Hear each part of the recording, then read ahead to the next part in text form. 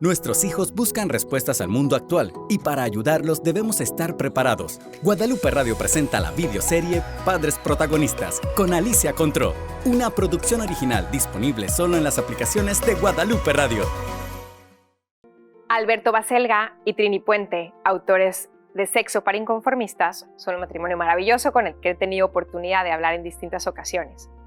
Y cuando platicaba con ellos sobre qué tipo de educación sexual o cuáles eran los cimientos para después, su tema, tener una vida sexual matrimonial y preparándose para el matrimonio, pues más adecuada, que nos lleve a una vida más plena, me quedé con esta frase que me parece genial.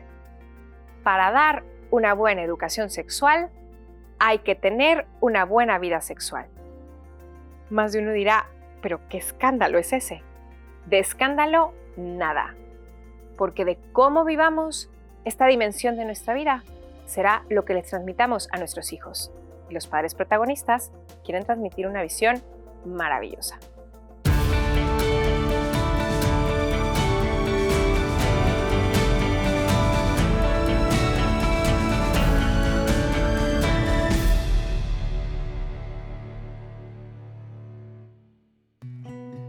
El rol de los padres en la educación sexual no es algo con las manos afuera. Y eso es lo que estamos viendo en esta serie para Guadalupe Radio. Feliz de estar de nuevo con ustedes, soy Alicia Contró. Y hoy hablaremos de una perspectiva un tanto más sensible de la educación sexual. Y es que a lo largo de mis años de trabajo me ha tocado toparme con padres de familia, con madres, que han tenido su propio dolor, su propia herida o heridas en torno a este tema. Y a veces lo noto, inclusive en las preguntas que me hacen, con mucha insistencia, abocado sobre un tema o a otro. Es que cómo le hago para prevenir tal cosa, es que cómo explico esto otro. Y a veces cuando voy viendo su ansiedad crecer, nos habla de que hay algo que duele. Hay algo que estas conversaciones que tenemos que tener con los hijos o que queremos tener con ellos nos están pegando en la propia historia personal. Hoy te pregunto a ti, ¿cuál fue tu experiencia al aprender de sexualidad? ¿Hablaron contigo? ¿No? Si hablaron contigo, ¿quién lo hizo? ¿Cómo? ¿Cuándo? ¿En qué momento? ¿Tuvimos espacios para preguntar? ¿Se acogieron nuestras preguntas? ¿O nos contestaron algo así como, ¡ay, niña cochina! ¿Por qué estás preguntando eso? ¿Se hicieron como que nunca pasaba nada? ¿Nos hablaron de nuestro propio desarrollo?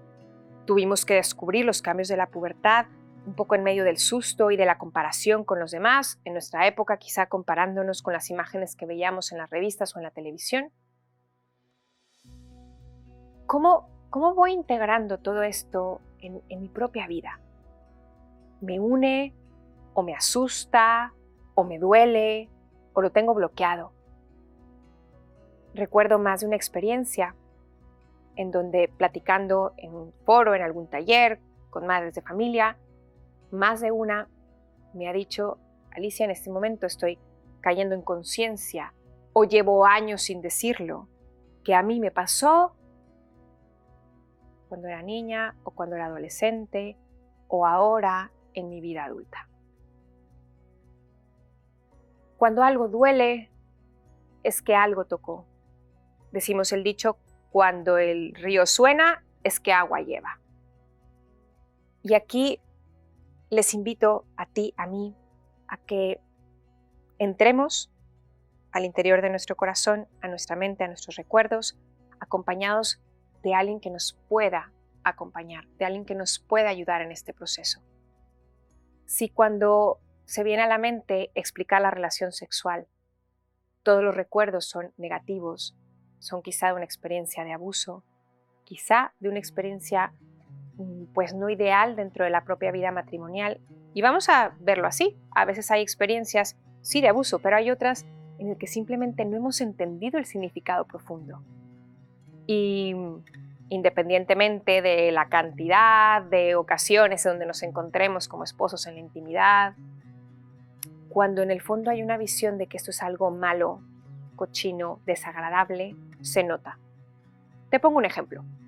¿Qué pasa cuando tenemos niños? Ya veíamos, ¿te acuerdas la escalera educativa? Alrededor de los 9 años, en la última fase, la cuarta explicación de la concepción, acaban de entender cómo se da el encuentro de los papás y vienen preguntas como, bueno, ¿y si en casa somos 3 hijos? ¿Quiere decir que ustedes hicieron esto que tú me estás explicando 3 veces? Y la respuesta común es, sí, claro. Es que no queremos meterles más ideas a la cabeza. Uy, pues sin querer le estamos metiendo ideas a la cabeza. Porque una explicación de sí solamente 3 veces, en primera, espero que sea mentira. ¿Por qué? Pues porque los padres, esposo y esposa, estamos llamados a expresar con el cuerpo el amor que tenemos. La elección que hemos hecho de pareja, que es un amor distinto de todo lo demás. Y esta elección de pareja merece una forma de explicar que sea distinta que tomarse de la mano, ni siquiera quedarse un beso. Porque merecemos una forma de expresarlo distinto para que, como veíamos al final de la escalera, que nuestros gestos expresen realmente lo que nuestra vida está viviendo, lo que con el día a día estamos experimentando. Por eso el amor de los esposos, la unión de los esposos, está llamada a actualizarse cada vez que nos unimos. ¿Qué pasa si yo contesto que sí? Además de que espero que esté diciendo mentiras, pues le estoy mandando a los hijos la idea de esta que decían las abuelitas hace mucho, ¿no? Mi amor, esto es horrible, pero es el deber conyugal. Imagínate la primera vez que tu hijo le tome la mano a una niña, que tu niña la primera vez que la besen, y entonces empiezan las confusiones interiores. ¡Wow! Sentí increíble, pero esto es horrible, hay algo mal conmigo. ¡Wow! Sentí increíble. Quiere decir que lo que me dijeron mis papás es un rollo que no sé qué vivieron, pero esto es otra cosa. Entonces me compro la idea del mundo. No queremos ni que se compren la idea del mundo, ni que piensen que son malas personas. Queremos, ¿se acuerdan de la palabra integración? Queremos que vivan integrados. ¿Qué pasa si no puedo vivir mi vida conyugal adecuadamente? Y adecuadamente no me refiero al deber ser, me refiero a vivirse en plenitud. ¿Qué pasa si ese espacio de nuestro matrimonio está oculto, está aparte? Y lo decimos a veces con cosas horribles como, ay, vamos a hacer travesuras. Los niños pequeños hacen travesuras. Unirte en la intimidad para disfrutar y expresarnos el amor con toda la variedad que Dios nos ha permitido expresar a través de nuestra corporeidad, que es distinta y complementaria. Eso es maravilloso. Eso, de hecho, lo sabemos por la teología del cuerpo de San Juan Pablo II, es una forma de unirnos con Dios, es una forma, literalmente, de oración. Si esto que te estoy diciendo es la primera vez que lo has escuchado, te invito a adentrarte más. Quédate con esto en el corazón, como decir, ¿cómo? ¿Hay algo más que yo pueda aprender? Sí. Y si alguien por ahí ha tenido una experiencia de dolor, de abuso, de que ha sido traspasado esta intimidad de su corazón, de su cuerpo, de su mente, te invito a que pidamos ayuda, porque no estamos llamados a quedarnos ahí. Estamos llamados a vivir en plenitud. Educar desde el miedo siempre será una actitud, una postura de desventaja. Cuando somos conscientes de que estamos educando desde el miedo, entonces conviene ir hacia adentro para ver qué puede estar haciendo ruido y qué podríamos hacer diferente. No conozco tu historia. No sé si lo que he dicho ahora te ha tocado por lo que estás viviendo en este momento, por lo que viviste en el pasado. Pero quiero decirte que siempre hay esperanza, porque nuestro Señor no nos salvó en vano. Y si Él nos da este lenguaje del cuerpo para expresarnos como esposos, es porque está bien hecho. Si algo ha sucedido en nuestra vida, si ideas han entrado en nosotros que no nos están permitiendo vivirlo así, eso tiene solución y hay cosas que se pueden hacer. Nadie está roto para siempre. Siempre hay esperanza de integrarnos, de sanar, para empezar a caminar este acompañamiento en la educación sexual de los hijos de manera diferente y más plena.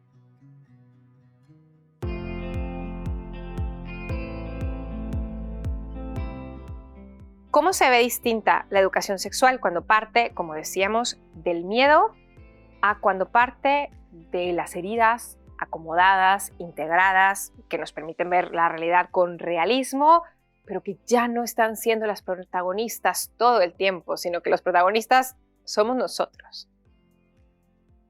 El miedo es normal, es parte de la vida y es tan antiguo como el pecado original.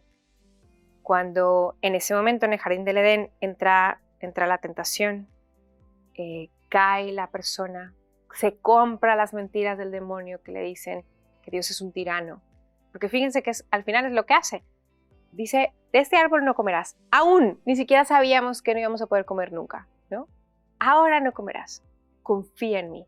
Hay una alianza que es una oportunidad para tener una relación de paternidad, de ser filios, hijos del Padre, que confiamos en un Padre bueno. Pero el padre de la mentira entra a decirnos, no, no es cierto. Tienes que arrebatárselo. Lo arrebatamos y en ese momento caemos en la cuenta, efectivamente, de la muerte. Efectivamente, de que hay una ruptura interior. Y ahí entra la vergüenza. Pero la vergüenza, si se fijan, tiene como un doble significado, porque solo se puede tener vergüenza en el fondo cuando hay algo que se sigue manteniendo de realismo, de que hay un valor detrás. Vamos a poner un ejemplo. ¿Qué pasa cuando hacemos una prevención? Vamos a suponer del cuerpo, es decir, cuidar para no ser traspasado por nadie, para no ser violentado por nadie. Una prevención, por ejemplo, de abuso. Cuando se hace justo desde esta vergüenza, miedo, o si lo hacemos desde el valor. Por ejemplo, las partes privadas del cuerpo. Los niños desde que son pequeñitos casi que lo van aprendiendo de su entorno, ¿no? Lo que tiene que ver con aparato reproductor, partes privadas del cuerpo. ¿Qué decimos los padres cuando damos esta explicación? ¿Por qué las partes privadas son privadas? Respuesta muy sencilla, porque nadie puede verlas, nadie puede tocarlas. Ok, ahí estás marcando un criterio de acción, pero no dimos la razón. Y si dejamos ese espacio de la razón sin haberla explicado, en la mente concreta de los niños, sobre todo pequeños, que estamos empezando a explicar esos temas cuando son pequeños, los niños dicen o piensan o perciben, hay algo aquí que es malo o vergonzoso. ¿Y qué se hace naturalmente con lo malo y lo vergonzoso? Lo oculto. Y me regreso al jardín del Edén. Llega Dios paseándose por la tarde y pregunta, Adán, ¿dónde estás? Me escondí porque tuve miedo.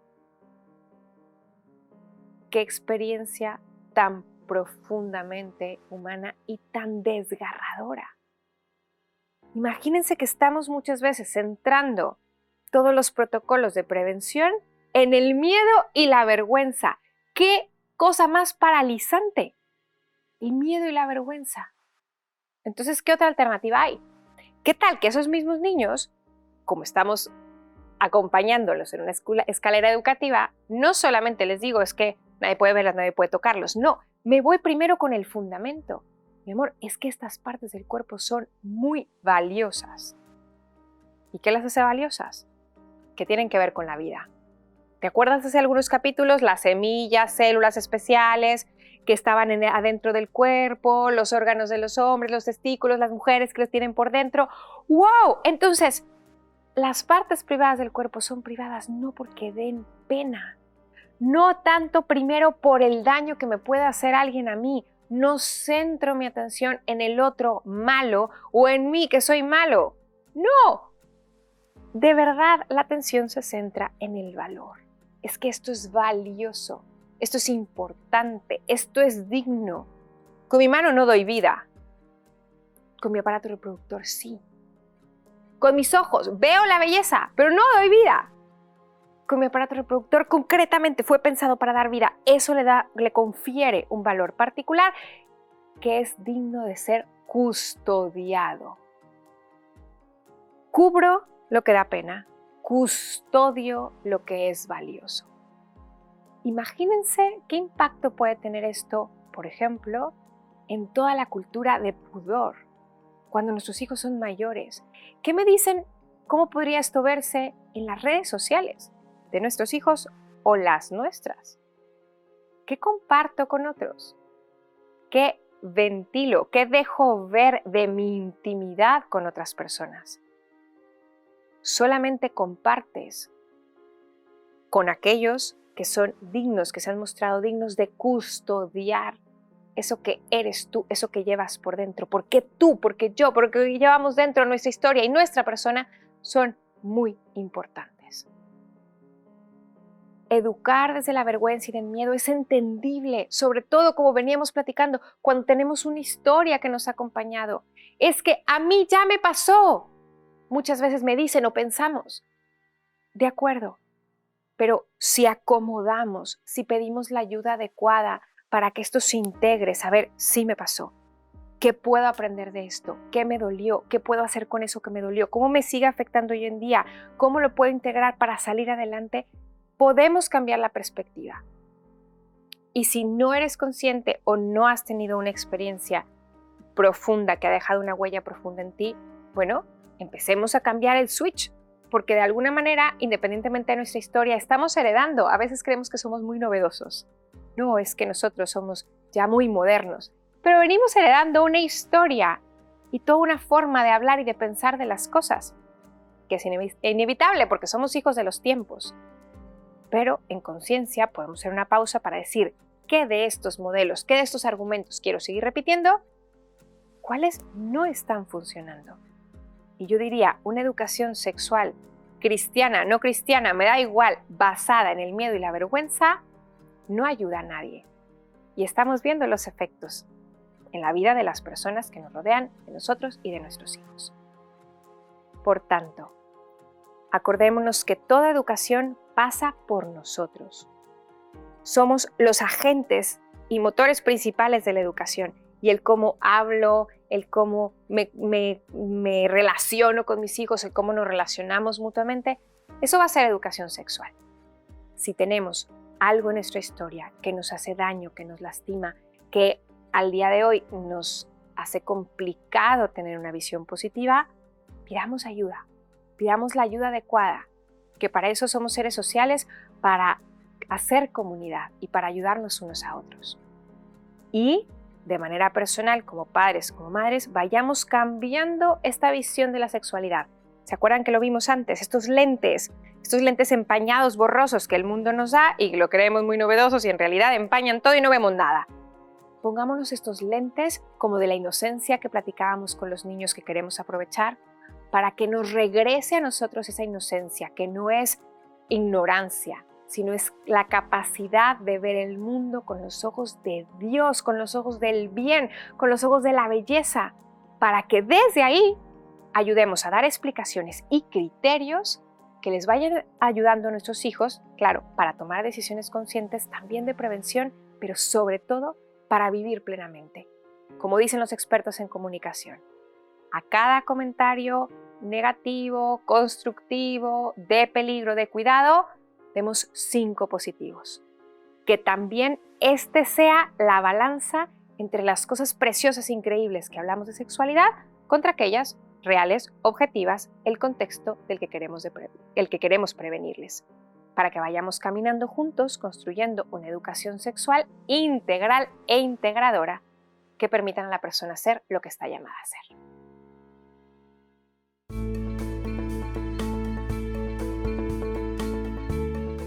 ¿Cómo vamos? ¿Listos para ser padres protagonistas? Pues en el siguiente vamos a hablar ahora, regresando a la gradualidad, pero temas específicos que podemos tener en el radar de prevención positiva para ir acompañando a los hijos en áreas y etapas distintas de su vida para las necesidades que vamos teniendo en el camino de la vida.